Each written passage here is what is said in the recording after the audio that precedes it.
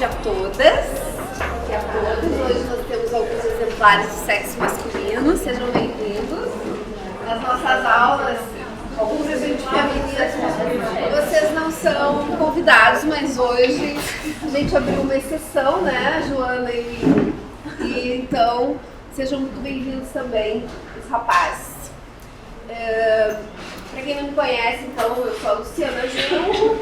Eu acho que a maioria de vocês aqui tem estado com a gente no nosso curso, mas eu queria, para quem não acompanhou esse processo do curso todo, contar um pouquinho da nossa história, né? O Emancipa é uma ONG de educação popular que eu, junto com outros camaradas, fundei em 2011. Está aqui a Nina Becker, que é também uma das nossas coordenadoras e professoras.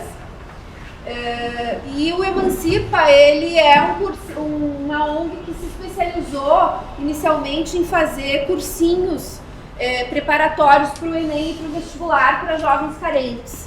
Nós achamos que havia uma lacuna muito grande, né, nesse espaço de preparação dos jovens que não têm condições de pagar um cursinho particular para disputar essa vaga na universidade, que lamentavelmente é tão difícil de conquistar.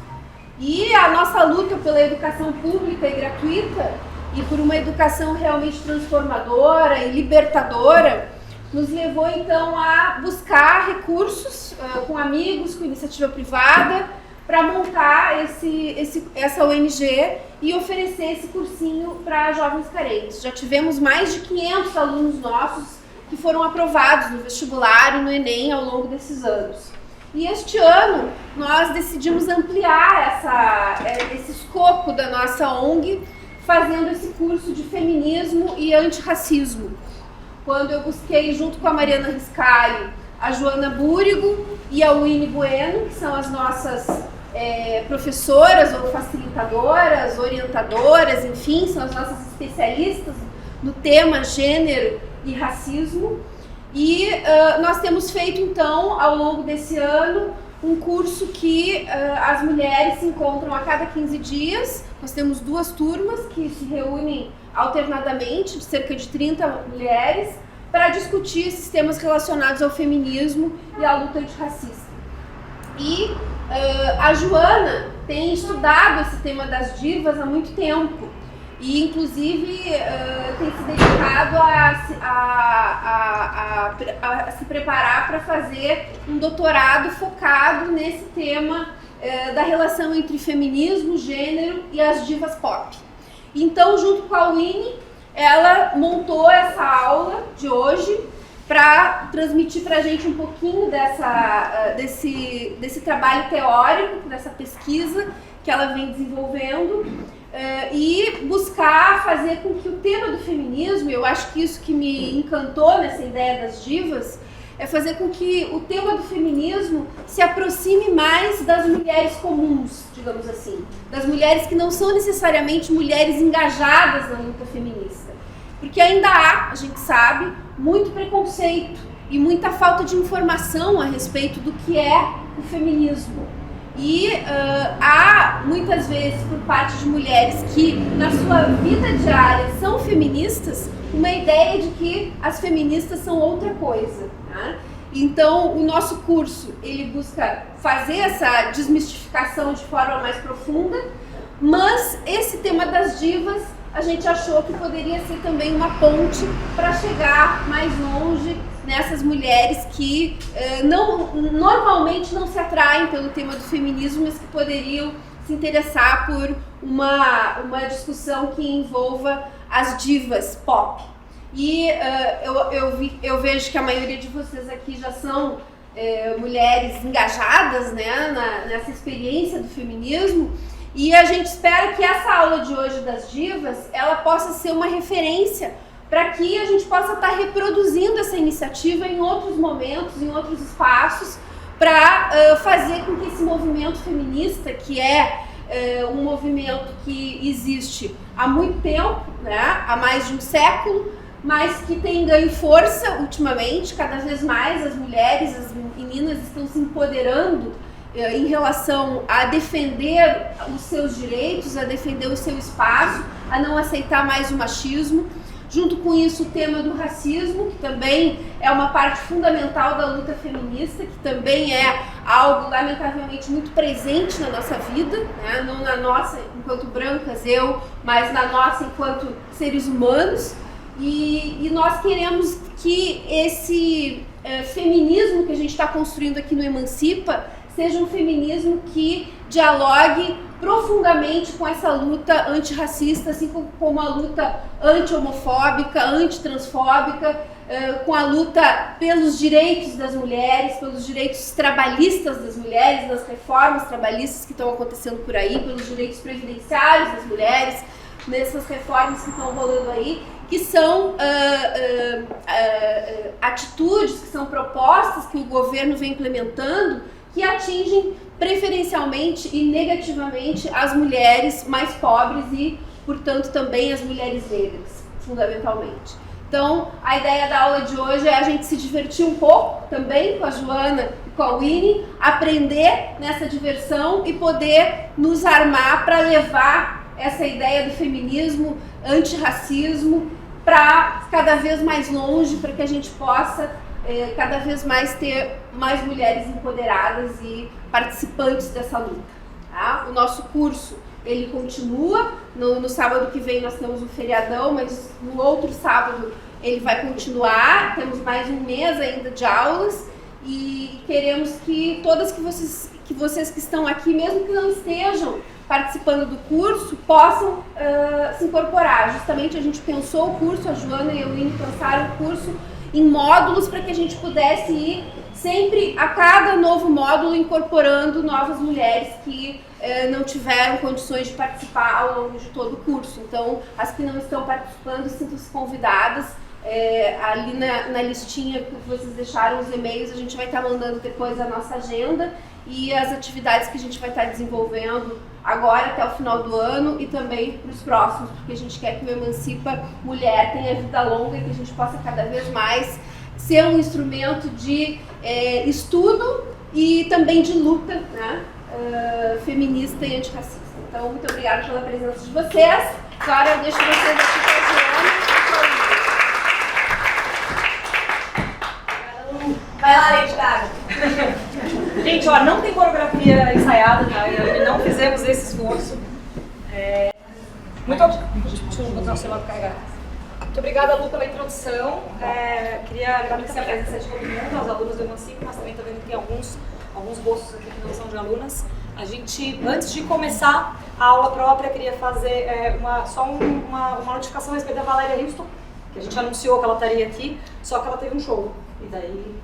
Ela é o quê? Diva, né? Uma Diva tem agenda concorrida. Exato. Então a Valéria teve um show e não vai poder estar presente com a gente hoje, mas assim, que bom que ela está fazendo um show, né, na verdade. Então, e também fazer um agradecimento super especial ao pessoal do Galpão, que está nos recebendo aqui com uma super boa vontade, passaram o último mês aí trabalhando em parceria com a Emancipa Mulher para fazer essa aula acontecer nesse espaço. Lembrar todo mundo que o bar está aberto, tem aula de diva, vai ter música, tá valendo o bebê. Né? A gente queria muito beber junto, mas vai ficar meio chato. Se eu ficar bêbada aqui em cima do palco, acho que não vai ser uma boa. Então, queria vocês à vontade. Uma outra notificação, na verdade, a respeito da montagem dessa aula do doutorado que a Luciana indicou que eu vou fazer, que é de verdade, que é botar as divas no cânone acadêmico. Mas a Winnie é uma acadêmica tão competente, tão foda, que a gente fazendo essa aula, na verdade, o pré-projeto do doutorado, eu vou ter que dedicar esse doutorado a ela, porque o pré-projeto está aqui. E foi ela que fez quase toda a fundamentação teórica que eu buscava desesperadamente. A Winnie achou em 14 minutos, mais ou menos, e organizou a linha teórica para mim. Então essa aula, apesar de o tema ser um tema que eu venho pesquisando há um tempão, pela parceria que a gente fez na Emancipa Mulher, que como a gente fala, uma parceria que virou uma amizade e um casamento. Que a gente fala que com a Luciana já reuniu nenhum homem separa. Então essa aula aqui, na verdade, ela é bastante a forma como esse doutorado vai ser encaminhado para a academia. Eu agradeço imensamente a minha parceirona, que eu teria demorado 14 anos para fazer isso, tá? Ela fez em 12 minutos, ela fez 13 minutos. Então vamos dar início à aula própria. Por que uma aula sobre divas, Creuza Beck? Só para vocês, para as nossas cursistas que estão mais acostumadas, enfim, que estão, né, participando desde lá do inicinho, Você sabe que a gente geralmente tem uma metodologia mais fluidinha, né? Então a gente conversa, faz atividade coletiva, etc. Hoje vai ser um pouquinho diferente, né? Então a gente vai dar meio palestrão, a gente promete que vai tentar muito não matar vocês de tédio. Acho que o tema vai, né, facilitar nesse sentido. Mas se vocês tiverem alguma dúvida no decorrer da aula, algum conceito que passou, isso aqui é um negócio que eu não entendo muito bem, por favor nos interrompam, né? Inclusive porque a Joana daqui, terminando a aula, ela pega um voo para Noruega, porque ela é diva e tá indo representar o feminismo brasileiro junto à embaixada norueguense lá nas Noruegas, né? Foda, junto com a Djamila Ribeiro. Então as possibilidades da gente trocar, vocês vão ficar comigo, mas as possibilidades de a gente trocar todo mundo junto vão ser mais limitadas hoje, porque às 5h30 a Joana vaza. Então se vocês tiverem dúvidas, interrompam, não tem problema nenhum. Agora vamos lá. Vamos lá. Bom, por que fazer uma aula sobre divas, né? O meu interesse pelas divas pop sempre foi no sentido de que, independentemente delas se declararem feministas ou não, e essa grande onda da gente estar vendo de divas feministas, ela é bastante traçável à declaração da Beyoncé no álbum dela que chama Beyoncé, de 2013, no qual ela usa um sample da Chimamanda Ngozi Adichie, que é uma escritora nigeriana, explicando o que é feminismo e, portanto, se declarando feminista. Então, desde que a Beyoncé fez essa declaração, ficou bastante mais óbvio, né, o que significa esse feminismo diva, ou começou a ficar um pouco mais reconhecível. Mas eu costumo dizer que a Madonna é minha mãe espiritual. Eu sou de Criciúma, em Santa Catarina, que é uma cidade bastante conservadora. Quando eu era jovenzinha, minha mãe gostava muito da Madonna, minhas primas mais velhas gostavam muito da Madonna. E a Madonna realmente, eu atribuo a existência da Madonna e a produção linguística dos videoclipes dela, eu estou aqui falando de feminismo nesse momento. Embora a Madonna não tenha necessariamente nunca se declarado feminista. Então isso é muito importante de fazer essa distinção num primeiro momento. Eu não estou nem dizendo que as divas são feministas, certo? E nem propondo que o trabalho delas seja essencialmente feminista. O que eu estou falando é que a partir do trabalho que elas produzem como mulheres e a partir das temáticas que elas abordam enquanto mulheres, numa indústria pop, que realmente as mulheres têm uma cancha muito maior que em qualquer outra indústria, certo? Né? A gente vai pensar em todas as indústrias, a maioria delas é dominada por homens. A indústria pop não chega a ter uma hegemonia feminina, mas tem um número considerável de mulheres muito poderosas que estão articulando essas questões perante o mundo inteiro na pista de dança, inclusive. Então eu sempre penso na Madonna como alguém que, através das linguagens dela, ela me deu uma visão alternativa do que seria ser mulher, eu que morava numa cidade como Criciúma. Certo? Então, quando eu ouvi Like a Prayer, quando eu tinha 10, 11 anos, aquilo reconfigurou a minha relação com tudo que eu achava chato na Igreja Católica. A gente vai ver esse clipe depois. Quando eu tinha 14, 15 anos, estava começando a pensar em termos de sexualidade, ouvi a Madonna falar abertamente sobre, nas músicas dela todas, Express Yourself e mais umas tantas, que aquilo era saudável e bacana, reconfigurou tudo pra mim que crescia ouvindo que tinha Casa Virgem. Então, quando eu falo do feminismo das divas, eu não estou dizendo, não, elas são assim, a equivalente da Simone de Beauvoir, equivalente da Bell Hooks, sabe que não, elas não estão fazendo pensamentos acadêmicos aprofundados nesse sentido, mas estão sim produzindo linguagens que têm um potencial grande de libertação. Não é à toa que elas têm seguidoras ao redor do mundo inteiro e bastante também concentrado na comunidade LGBT. A comunidade LGBT tem uma paixão imensa pelas divas e elas também sempre estiveram muito abertas para questões de sexualidades múltiplas. Eu acho que tem um grupo de mulheres bastante conhecidas no mundo que sempre batalhou pelo direito aos nossos corpos, essas mulheres são as divas. Então, eu estou muito pouco interessada se elas são feministas declaradas ou não. É uma interpretação minha a partir do que elas produzem na linguagem que elas fazem, que elas criam, que pode ser ferramenta de empoderamento pra gente. Faz sentido isso? Então, as mulheres que a gente selecionou para essa aula estão aqui, vocês estão vendo que já é bastante, já tem bastantes delas, mas tem muita gente que ficou de fora. Tá? Então não dá pra gente, a gente não está aqui tentando dizer, ó, essa é diva e essa não é, essa é feminista e essa não é. A gente pegou algumas divas pop que produzem linguagem indiscutivelmente empoderante. A gente vai ver alguns clipes, tipo, a gente não vai ver clipes de todas elas, mas a gente vai falar sobre todas elas em alguns momentos, vai ter uma pausa para um clipezinho, que é divertido e interessante. Ok? Críticas e contra-argumentos. Cruzebeck? Quem lembra dos Mamonas Assassinas, do Cruzebeck? Isso é velho. E as que lembram não vão dizer. Bom, frequentemente nessas minhas andanças aí falando de divas pop, tem duas críticas que são muito constantes e muito consistentes, e nenhuma dessas duas críticas eu acho não é válida. Tem duas críticas críticas às divas, né? Ou a pensar as divas como espaço de linguagem feminista. A primeira delas, e quem é aluna do Emancipa aqui vai lembrar disso, porque a gente discutiu essas questões recentemente no módulo corpo, que as divas reforçam aquilo que Connell chama de feminino. Muito bem, chama de feminino enfatizado. Connell é uma teórica de gênero, eu fico usando um e uma porque Connell produz tanto como homem quanto como mulher. Connell transiciona ao longo da carreira acadêmica dela. E Connell cria o conceito de ordem de gênero, certo? Ele fala da ordem de gênero como sendo articulada a partir do que ele chama de masculinidades hegemônicas, masculinidades subordinadas e o feminino enfatizado.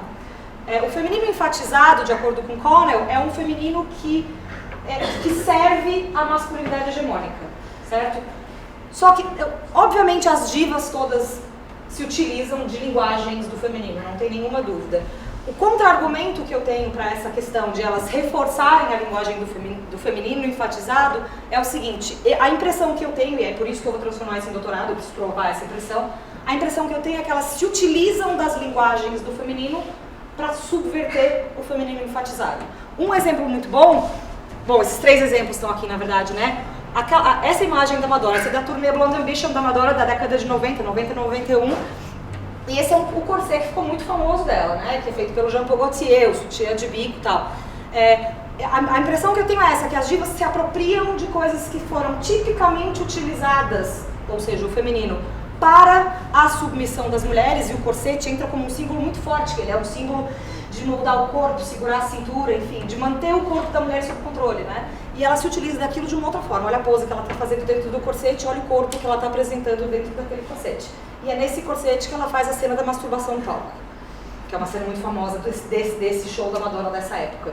Então a impressão que eu tenho, e isso qualifica o que eu chamo de divismo, é que essas mulheres fazem justamente isso, sabendo que o feminino enfatizado é o feminino que vai ter espaço de entrada na sociedade, elas se utilizam de certos elementos linguísticos dele para dar outro recadinho.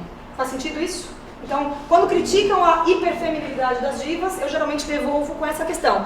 Esse maiô que a Beyoncé está usando, é um clipe dela e da Nicki Minaj, que é Feeling Myself, que é Me Tocando, certo? Elas falam só sobre masturbação. E tem aquela coisa da pata de camelo, né? De falar que as mulheres não podem ter a pata de camelo. Tem todo um controle do corpo da mulher a partir disso. O maiô da Beyoncé tem uma pata de camelo feita nele. É feito de propósito. Então é esse tipo de coisa que eu estou dizendo. Se você prestar atenção no tipo de linguagem que elas criam para os videoclipes, não só a letra de música, não é só a letra o que está dizendo, mas todo o aparato visual que acompanha a produção das divas, sempre tem uma piscadinha sarcástica para ressignificar aquilo que historicamente foi utilizado para nos deixar em posições de submissão. E assim, obviamente dá para entender, essas mulheres, a gente está falando de poder, né? Poder. A ordem de gênero é uma ordem de poder. Essas mulheres não têm poder institucional no sentido de estão lá legislando e fazendo coisas nesse sentido. Isso é óbvio, é indiscutível que isso aconteça.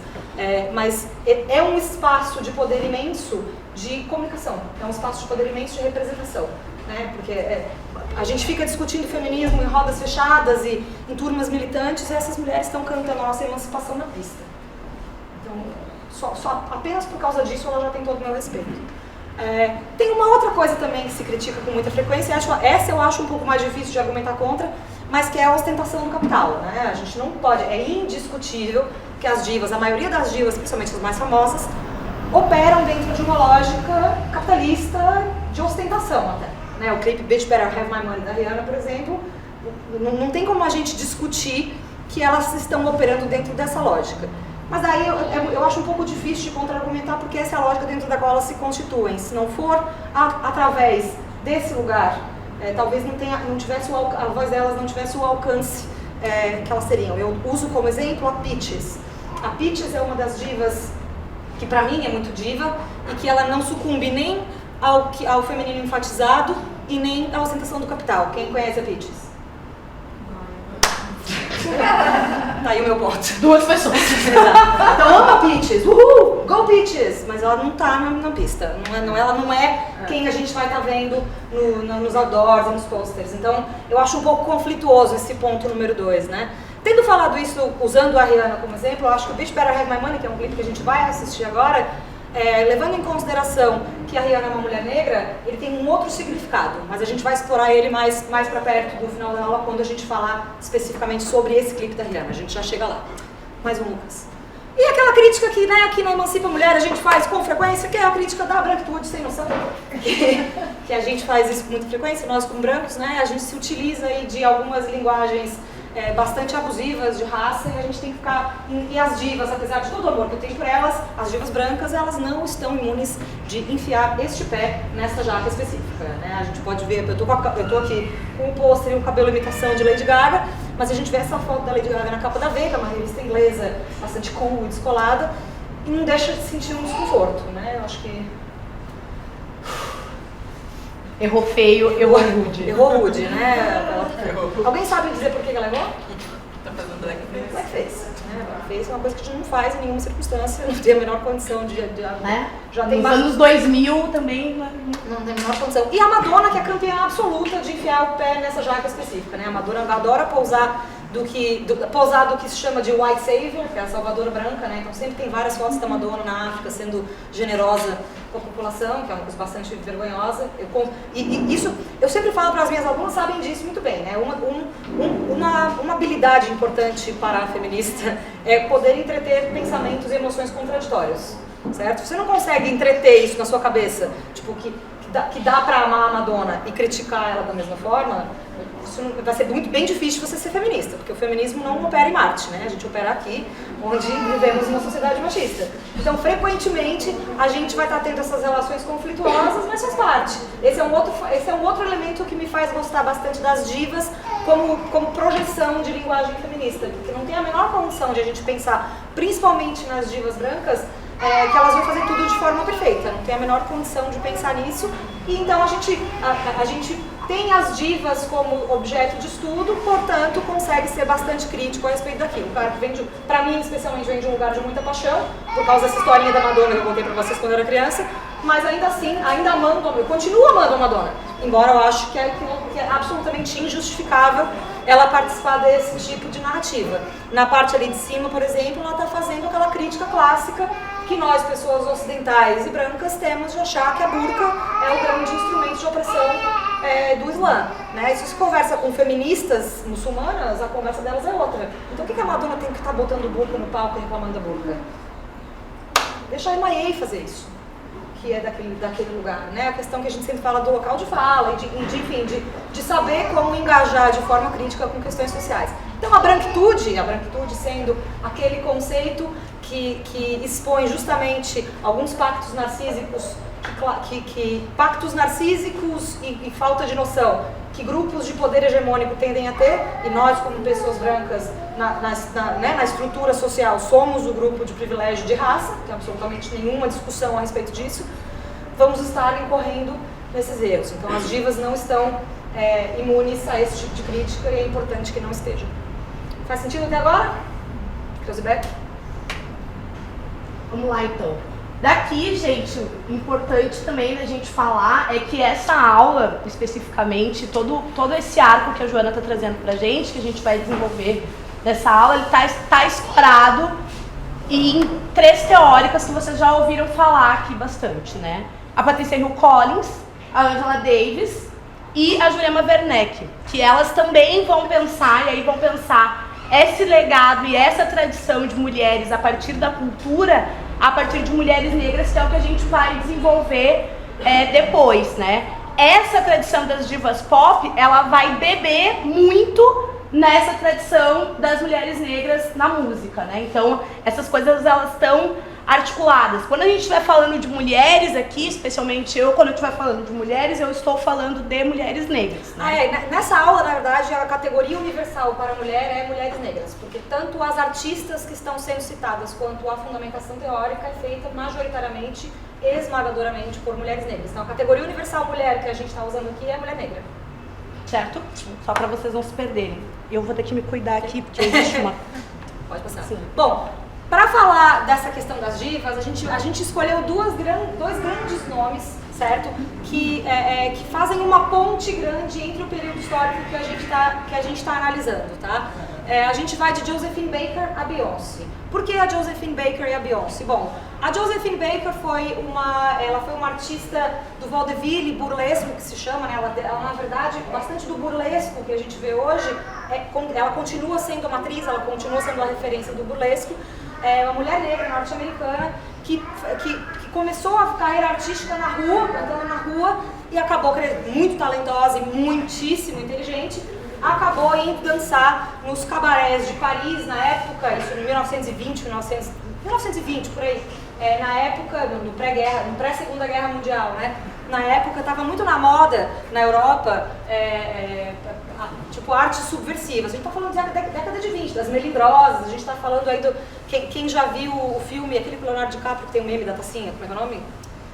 O Grande Gatsby. A gente está falando dessa época aí de um certo excesso de subversão. A Josephine Baker vai parar em Paris e de Paris ela acaba trabalhando como informante dos aliados contra a Alemanha nazista. Enfim, é uma mulher que através da sua arte burlesca conseguiu chegar num patamar de poder que ela acabou tendo influência na política. Então, o que eu acho muito maravilhoso da Josephine Baker, que é pra mim o que dá início a essa tradição, que eu chamo de tradição de divismo, é o uso subversivo do feminino. A Josephine Baker, ela entra na consciência pública de biquíni rebolando a bunda. Ela já entra nesse lugar de poder se utilizando do feminino. Mas a gente vai ver agora como que ela se utiliza desse feminino, e daí eu espero que esse vídeo demonstre o que eu quero dizer com o uso subversivo do feminino.